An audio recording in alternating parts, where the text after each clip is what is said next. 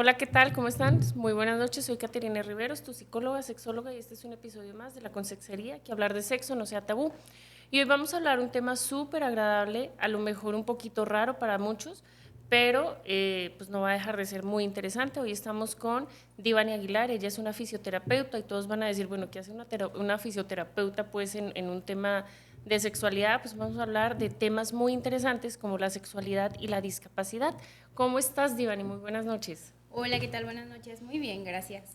Muy bien, Divani. Hemos charlado muchísimas veces de temas acordes con el tema de la sexualidad, pero también me inquieta y lo hemos visto, ¿no? La sexualidad, y en este caso, pues hablemos de la sexualidad, de la discapacidad física, porque hay diversas discapacidades. Tú como fisioterapeuta, pues, ¿qué nos puedes orientar? O sea, diferentes tipos de discapacidades, eh, para orientar pues a los que nos están escuchando y viendo en este momento.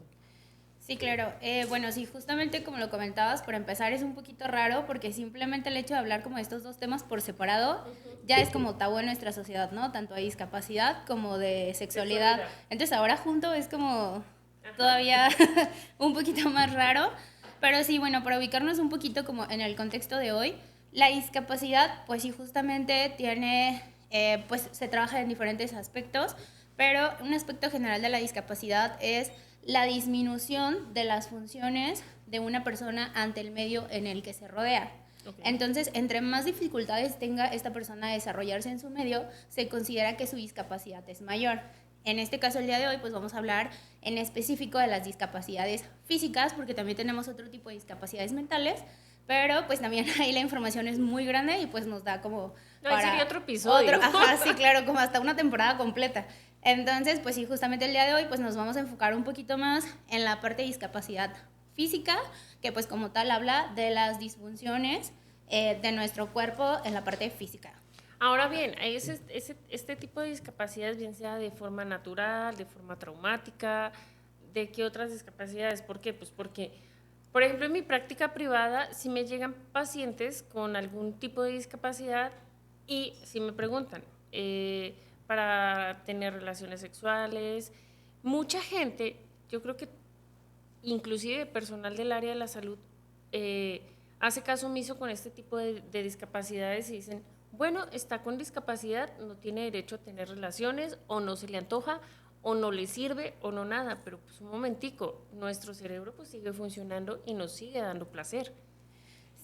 Pues sí, justamente tenemos como diversos factores que generan la discapacidad, que puede ser congénita, o sea, desde el nacimiento, puede ser adquirida, o sea, en el transcurso de nuestra vida, puede ser en cualquier etapa de la vida, y también puede ser discapacidad temporal, por ejemplo, con alguna lesión o por alguna cirugía, O y que con el accidente. tiempo, ajá, y que con el tiempo esa discapacidad después del tratamiento pues se reduzca o se quite, y también tenemos discapacidades que, pues, que ya son permanentes, ¿no? Que ya no hay manera en las que las podamos solucionar. O remediar o echar para atrás. Exactamente. También la discapacidad de Este, la edad avanzada, ¿no? O sea, sí, que fíjate que ese es otro tema muy importante porque justamente mucha gente piensa que por la edad forzosamente va a haber una discapacidad, cuando realmente no es así. O sea, claro que nuestro cuerpo cambia con el envejecimiento, pero no es sinónimo de discapacidad. totalmente. Exacto. Entonces, pues sí, yo creo que gran parte del problema es que justamente nosotros como terapeutas físicos nos enfocamos en justamente funciones como el comer, bañarse, que se consideran actividades básicas de la vida diaria, pero sí dejamos a un lado la parte de la sexualidad, aunque pues realmente también es actividad básica de la vida, o sea, no Totalmente, o podemos sea, así quitarlo. como nuestro piso pélvico tiene sus tres funciones, hacer pipí, hacer popó y también tener relaciones sexuales. Sí, el problema es ese, que la mayoría del personal de salud solo se enfoca en otro tipo de actividades y no tanto a la sexualidad. Y otro problema es que malamente se reduce la sexualidad al puro acto del coito, cuando realmente pues no es así, o sea, nada que No, ver. Y también pues ese es un problema enorme. totalmente. Aparte, creo que en la actualidad vemos inclusive ya muchas películas con este tipo de inclusión en la discapacidad.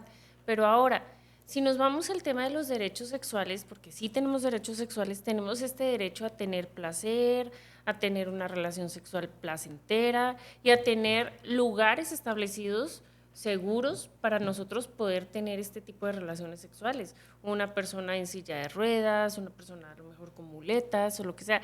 Y esto no significa que no le den ganas o que tenga un dolor o que haya sufrido una amputación por diversos factores, pero pues finalmente sigue teniendo deseo sexual. Sí, no, y aparte también tenemos derecho a elegir si lo queremos o no, o sea, no solo vivirlo, sino a elegir si lo queremos vivir o no, que es un derecho que no se respeta, que simplemente es un enfermo o un lesionado, un discapacitado, y ya, o sea, en ese momento le quitan el derecho a que él elija si quiere seguir experimentando su sexualidad o no. Ajá, sí. Ajá. Sí, y aparte, o sea, es que son temas bien difíciles porque de repente yo charlo con muchísimos amigos médicos y creo que tú también tienes algunos amigos médicos y llegamos a esta conclusión, ¿no? Se da por obvio y que dicen, no, pues ni siquiera le van a dar ganas, pero nunca lo preguntamos. Bueno, yo soy sexóloga, yo sí lo pregunto, pero es una discusión. ¿Por qué? Porque finalmente no va a dejar de ser una función, y es una función sexual, y es una función que es plena para la vida. Sí, es un problema muy, muy grande porque justamente nosotros como personal de la salud no preguntamos porque pensamos que no lo necesitamos, porque siempre decimos como de que es que si él quiere saber, él me va a preguntar. Y el paciente contesta igual, ¿no? Si el doctor necesita saber, él me va a preguntar, yo no tengo por qué decirle. Entonces queda como en el limbo esta parte de cómo trabajar la sexualidad, porque ni nosotros orientamos a los pacientes de cómo se tiene que hacer, ni ellos nos preguntan. Entonces, no, y está esta línea delgada de que el paciente le da pena, es tímido, o va a decir, ¿qué va a pensar el doctor? Y el doctor, pues en esta línea delgada que dice, pues a lo mejor no le importa. No, y sabes, también hay otra situación ahí que a lo mejor no tanto vergüenza, sino que en ese momento sabemos que cuando hay un cambio importante en la vida de un paciente, existe un periodo de duelo y que muchas veces en ese periodo de duelo, a lo mejor al paciente no se le pasa por la cabeza que esa parte también se le está viendo afectada. Ya hasta después se hace consciente. Hasta cuando ya está afectada. Exactamente. Entonces, como que tampoco ellos saben, o sea, una parte es la vergüenza y otra parte es de que no sabía que también esta función se me iba a afectar. Exactamente, porque por ejemplo, cuando es un tema traumático, que creo que es más traumático psicológicamente, ¿por qué? Pues porque la persona estaba bien en todas sus facultades y el simple hecho de decir, bueno, sufrí un accidente, sufrí una caída, sufrí X cosa y a raíz de eso ya no puedo caminar o ya no puedo hacer esto o perdí mi sensibilidad. Entonces, el hacer este tema de los cambios de centros de placer es supremamente difícil. ¿Por qué? Porque estamos muy mal acostumbrados o estamos mal orientados con el tema de la educación sexual y pensamos que una relación sexual es directamente una penetración, pero finalmente nosotros en nuestro día a día estamos llenos de placer, de pequeños placeres de nuestros días, un café, disfrutar una charla con una amiga, amigo, lo que sea. Son pequeños placeres que nos vamos dando durante el día que a veces no los reconocemos. Sí, yo creo que ahí, pues una parte muy importante pues es invitar a todo el personal de la salud que se quite la vergüenza y el miedo de preguntarle al paciente, porque muchas veces también se quedan como que, es que ¿cómo le voy a preguntar? Pues así, de forma directa, es de que, oye, y en la parte sexual, ¿cómo te has sentido? ¿Cómo te sientes con tu pareja? ¿Cómo lo estás llevando?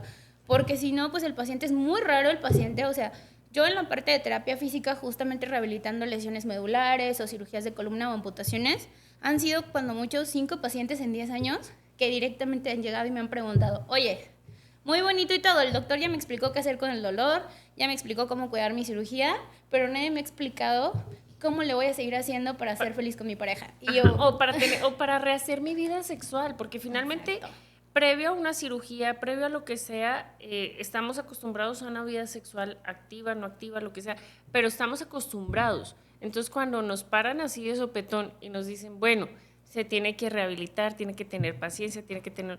Pero nadie nos dice, oye, ¿sabes qué? Tu deseo sexual va a continuar, pero te tienes que cuidar inclusive de ciertas posiciones, caramba. No, y también puede pasar que muchas veces no les explican que algunos medicamentos de control neurológico tienen como efecto secundario la pérdida de libido. Entonces, muchas veces, directamente por la lesión, no se ve afectada la parte sexual, pero sí por el tratamiento, sí puede ser también un efecto secundario.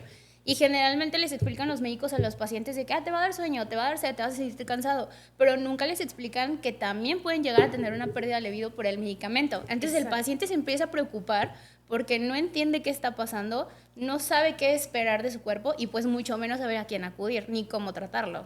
Exacto. Diste con el chiste, ¿no? No sabe con quién acudir. ¿Por qué? Porque existe todavía este tema de la vergüenza, de la pena, del pudor o de sentirse juzgado, ¿no?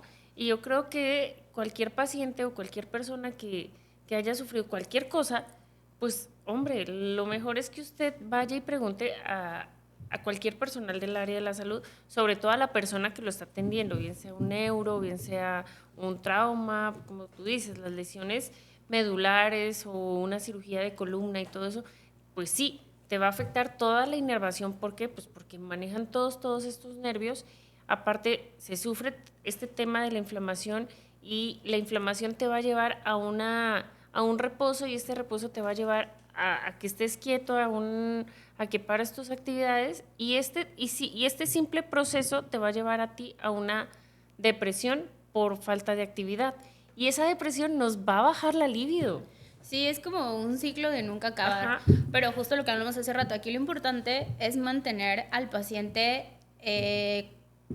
más informado posible, o sea, educar al paciente acerca de los tiempos, porque también es muy importante explicarle justo eso, que con el tiempo su cuerpo va a cambiar y su respuesta también va a cambiar. Y el apoyarlo de que, oye, cuando notes estos cambios, comunícamelo para yo saber cómo ayudarte a ti. O a quién referirte. O a quién referirte, o a dónde exactamente. decirte, pues ve y chárlalo con, pues en este caso, ¿no? Con una sexóloga o ve charlalo con un especialista o, por ejemplo, hay cosas que yo como sexóloga ciertamente no puedo llegar y decir, no, es que esto te lo puedo solucionar, no, pero sí te lo puedo referir a ti, que eres fisioterapeuta, y tú puedes llegar a hacer el manejo tanto de dolor como sensitivo a través de todos tu sistema de aparatos que utilizas pues en tu práctica privada. Sí, no, y creo que también ese es otro punto muy importante, que como personal de la salud sepamos a quién dirigir al paciente, porque ese es otro problema, que muchas veces el mismo personal de salud no sabe a quién se lo tiene que mandar ni en qué momento. Entonces muchas veces un problema, una situación que puede ser atendida de una manera más fácil o más sencilla, se complica más porque hasta el mismo personal de salud no sabe a quién dirigir a ese paciente, que pues también es un problema aquí en México, pues justamente por la falta de educación sexual tan grande que tenemos en nuestra sociedad. Totalmente. Y luego, fíjate que a mí me llegan los pacientes, no sé si a ti también, pero es como, pareciera que ellos llevan un peregrinar tremendo y ya llegan contigo agotado, cansado y hasta enojados de, es que ya no sé qué hacer con mi vida, es que ya no sé qué, nos parece un momentico. Muy buenas tardes. Permítame, tómese Sí, ¿no? una agüita. Claro, de hecho a mí hasta me pasa que me dices que yo no sé ni para qué estoy haciendo aquí. O sea, a mí me dijeron, vine porque me dijeron que viniera, pero no sé ni para qué, ni sepa qué sirves tú. Así, y así me lo han dicho, de que no sé ni qué haces tú. Y ya justamente pues es un trabajo más grande porque les tienes que explicar como cuál es tu función. Porque sí, justamente me ha tocado de que, dedicas, ¿a no? poco tú sabes hacer eso? Y yo, sí. ¿A poco eso se puede tratar con ejercicio? Y yo, sí.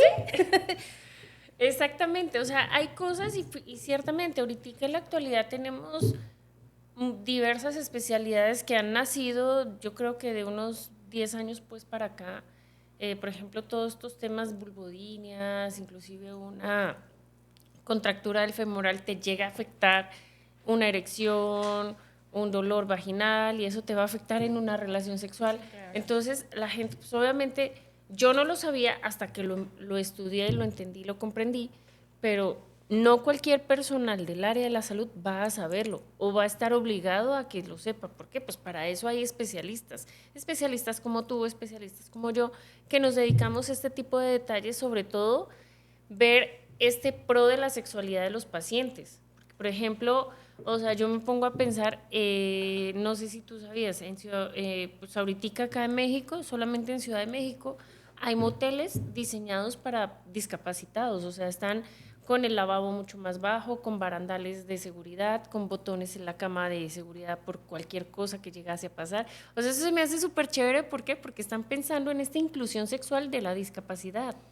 Sí, eso está, o sea, malamente solo está en Ciudad de México. Lo bueno es que ya es un paso, o sea, de que, bueno, ya se logró que aunque sea en una zona del país, ya se empezó a generar y que sabemos que en México cuando ven que algo funciona lo empiezan a implementar de todos lados, pero pues sí, tristemente solo hay en una zona del país Y lo que comentábamos hace rato, que también, por ejemplo, las playas de México, no todas están adaptadas para el uso de silla de ruedas, pero pues sí, ya hay por ahí unas cuantas que han sido adaptadas porque pues también una pareja necesita salir de su casa, o sea, quieren vacaciones, quieren disfrutarse de otra manera fuera de su rutina y pues también el hecho de que los lugares no estén adaptados para ellos, pues es un tema complicado. Totalmente, y luego se sienten como aislados con el tema de la sociedad porque dicen, bueno, tengo mi condición de discapacidad y ellos mismos se aceptan, su entorno social familiar los aceptan o se aprenden a llevar y se adaptan, ¿no? O sea, pues todas las casas que yo he podido llegar a ver, pues son adaptativas a,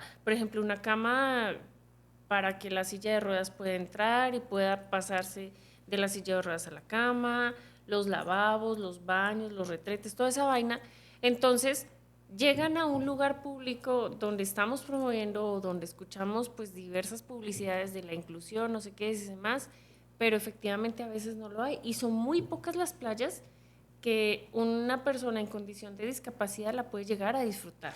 Sí, que justo lo que les comentaba al principio, que de hecho la discapacidad va enfocada a la dificultad del desarrollo de la persona en su entorno. Si su entorno está adaptado para que esa persona pueda realizar las actividades de ese lugar sin ningún problema, entonces no hay discapacidad.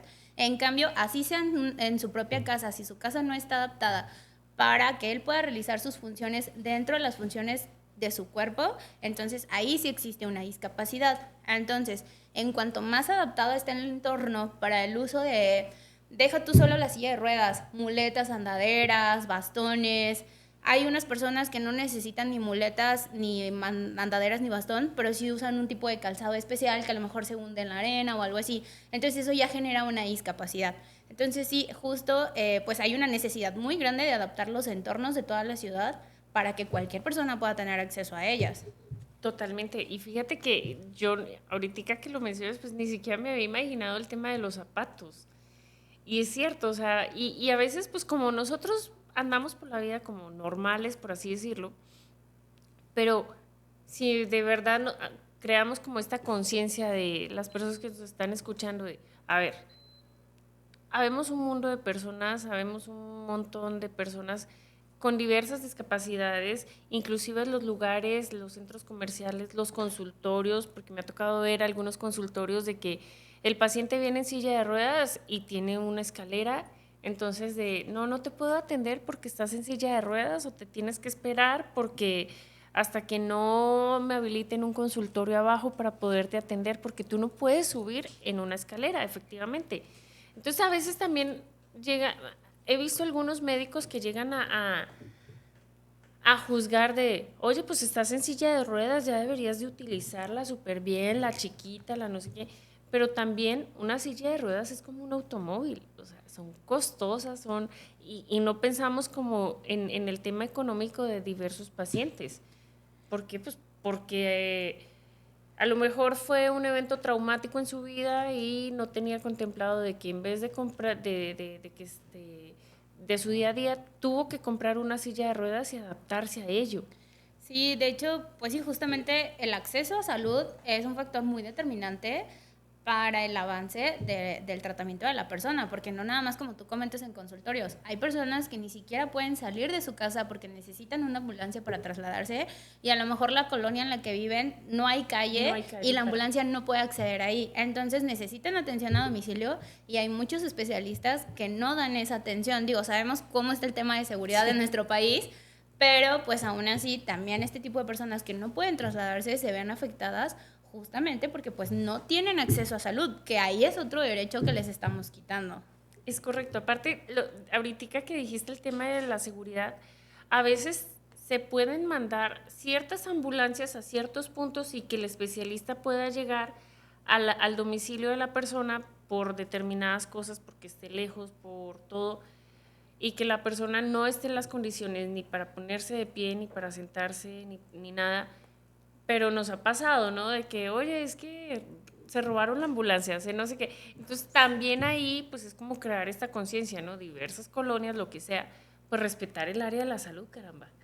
Claro, sí, mira, a mí, por ejemplo, en lo personal, cuando estamos iniciando un tratamiento, a mí sí me gusta ir a domicilio porque tú lo que necesitas es que ese paciente se adapte a su entorno, no a tu entorno. Porque en un consultorio, por ejemplo, mi consultorio que sí está adaptado para silla de ruedas, es un lugar que justamente está controlado. Ese es un ambiente controlado donde el paciente va a tener mayor facilidad de movimiento, mayor capacidad de adaptación, porque justamente tengo todas las adaptaciones que se necesita.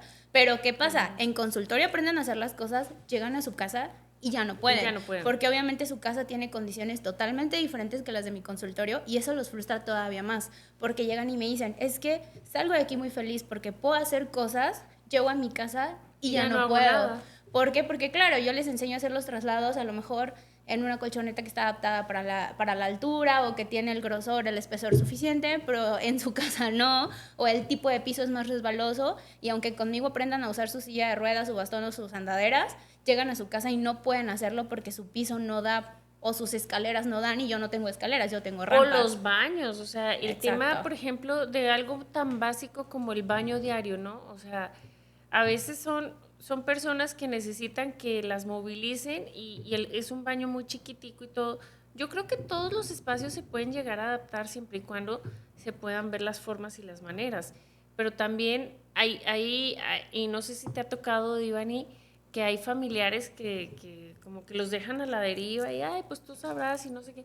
No, o sea, creo que tenemos que crear esta conciencia de decir, bueno, sé empático con tu familiar, con tu amigo, con lo que sea, por lo mismo, porque hay muchos lugares que sí están adaptados para las personas en condición de discapacidad, pero las casas ciertamente no. Entonces ahí están casi el 80% de su vida o de su día. Sí, también ese pues es una parte muy importante del apoyo que tienen de la familia o de las personas con las que conviven, que ciertamente hay pacientes que tienen una chulada de entorno y que les adaptan dentro de sus posibilidades lo más que se puedan y que sí me dicen de que, oye, dime qué tengo que hacer yo y que se comunican entre ellos y que el mismo paciente les dicen, oye, esto no me funciona o esto sí me funciona. Que ese es otro punto, que aquí lo más importante es la comunicación entre el paciente y el entorno, o sea, las personas con las que se desarrolla en su entorno, porque también ese es otro problema. El familiar cree que no necesita nada porque no lo pide y el paciente se enoja porque no se lo dan, porque no le adivinan lo que necesita, ¿no?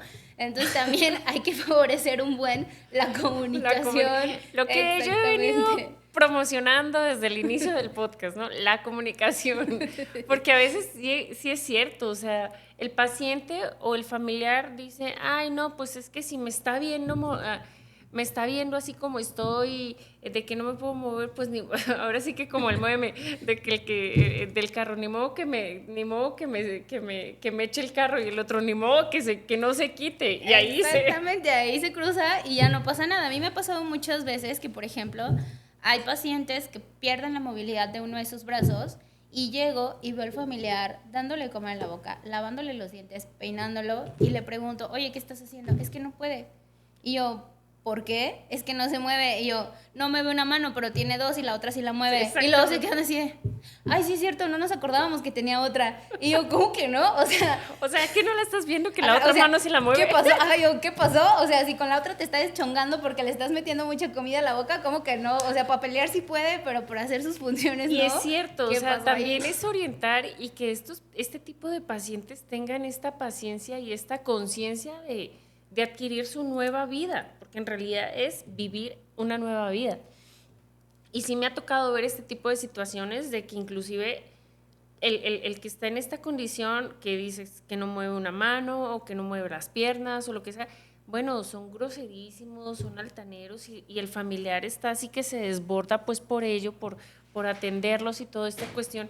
No, es simplemente crear esta conciencia porque finalmente es, efectivamente, no puedes mover una parte de tu cuerpo, pero el resto sí, y haz todo lo posible para crear todo este entorno para que tú te puedas adaptar a esta nueva vida.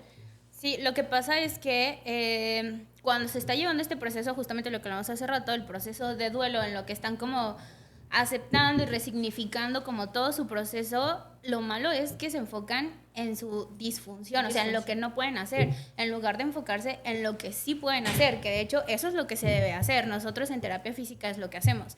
Olvidamos por completo lo que el paciente no puede hacer, porque a fin de cuentas hay cosas que no se pueden hacer, pero que sí se van a lograr hacer, y hay otras que de plano ya no se van a poder hacer. Por ejemplo, con un lesionado medular que quedó en silla de ruedas, por nada del mundo va a volver a caminar. ¿Y para qué me enfoco yo en trabajar algo que sé que nunca voy a poder recuperar?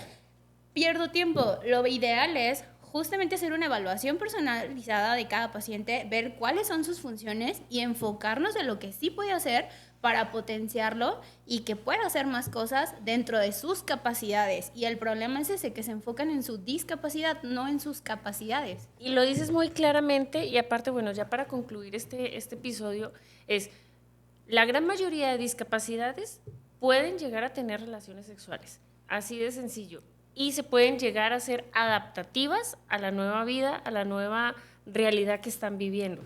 Sí, aquí lo importante es experimentar, o sea, justamente comunicación, comuníquense con su pareja para que entre los dos puedan experimentar cosas nuevas, cosas diferentes, para que aprendan justamente a explotar su cuerpo, su nuevo cuerpo, su nueva sensibilidad. Exactamente, su nueva sensibilidad, explorar zonas que a lo mejor antes no les prestaban tanta atención, y no nada más zonas del cuerpo, o sea, música, comida, aromas, sonidos, imágenes, se pueden jugar porque, o sea, la actividad sexual, como lo decimos desde hace rato, no es solamente el coito, involucra muchísimas cosas con las que se pueden jugar y con las que se pueden experimentar, siempre y cuando solo todo sea consensuado. Totalmente. Y platicado siempre, ¿no? Y en acuerdos, en acuerdos. Exactamente. Muy bien, Divani. Ya para concluir y terminar, ¿dónde te encontramos en redes sociales? ¿Dónde te podemos llegar a consultar? Si algún paciente está en este tipo de discapacidad o algún médico te quiere mandar a algún paciente, ¿dónde te encontramos? Sí, claro. Bueno, invitarlos justamente a que pierdan el miedo de preguntar, porque nosotros ni los vamos a juzgar, ni los vamos a mirar raro cuando nos lleguen con preguntas. Y totalmente, si nosotros no podemos atenderlos, tenemos un montón de personal capacitado que sí los pueda atender para derivarlos. Pero a mí me pueden localizar en el número 33 31 76 21 78. El consultorio está en Alejandrina, número 2411. Estamos justamente a una cuadra de Plaza del Sol. Okay. Y con mucho gusto, pues ahí los esperamos, ya sea que se comuniquen conmigo por atención a domicilio o en atención en consultorio. Y pues podemos checar, tenemos atención de tanatología, terapia física. Nosotros nos especializamos en personas de adultos mayores y discapacidades neurológicas. Estamos especializándonos en sexualidad y también tenemos en oncología. Okay. Entonces, pues ahora sí que de todo les manejamos ahí. Le vengo manejando todo. Exactamente. Muy bien, ya escucharon a Divani y les recuerdo mis redes sociales, Psicosensual-KR, en Instagram, en Facebook, y mi número de celular 33 30 04 7390. Nos vemos en la que sigue.